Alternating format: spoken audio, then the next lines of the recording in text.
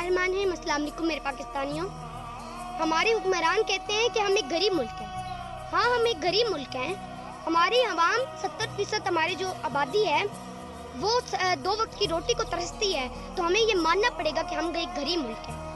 जब IMF से कर्ज लेना हो, जब गरीब का आटा चीनी पेट्रोल महंगा करना हो, जब बजट में गरीब के मुंह से आखिरी नवाला छीना हो, तो हमें ये मानना पड़ेगा कि हम एक गरीब मुल्क हैं। तुम्हें क्या खबर, तुम तो मेरे मुल्क के जज हो ना, तुम तो मेरे गरीब मुल्क के जर्नैल हो ना, तुम तो मेरे मुल्क के DSI हो ना, तुम तो मेरे मुल्क के DP हो ना, तुम तो मेरे मुल्क के सियासतदान हो ना। तुम्हें क्या खबर, जब एक बाप खाली जेब लेकर घर जाता है तो बेटी पूछती है, अब्बा आज दूध नहीं लाए, तो वो बाप आंखें चुरा लेता है क्योंकि उसके पास दूध नहीं, अल्फाज भी नहीं होते। तुम्हारी तो लाखों में तनख्वाहें, तुम्हारे बिजली पेट्रोल गैस पानी सब कुछ मुफ्त, नौकर चाकर सब कुछ फ्री। और उधर देखो, तुम एक गरीब मजदूर जिसकी 1000 रुपया तनख्वाह, जिसके अंदर स्कूल अपने बच्चे की स्कूल की फीस भी, दवाई भी, राशन भी, किराया भी, लेकिन वो फिर भी आज जिंदा है क्योंकि वो मरने का खर्चा भी नहीं उठा सकता।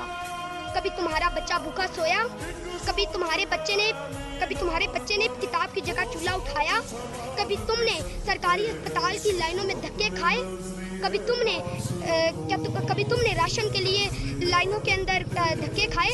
नहीं, क्योंकि तुम मेरे मुल्क के सियासतदान हो और हम एक कसूरवार। और आखिर पे मैं अपनी कौम को ये कहना चाहूँगी, बताना चाहूँगी कि अब हम इनकी मजीद अयाशियाँ बर्दाश्त नहीं करेंगे। अब हम इनकी मजीद शाह खर्चियाँ नहीं देखेंगे।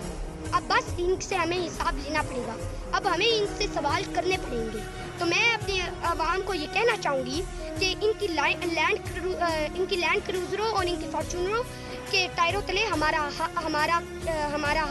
हमारा ख्वाब और हमारा कल कुचला जाएगा।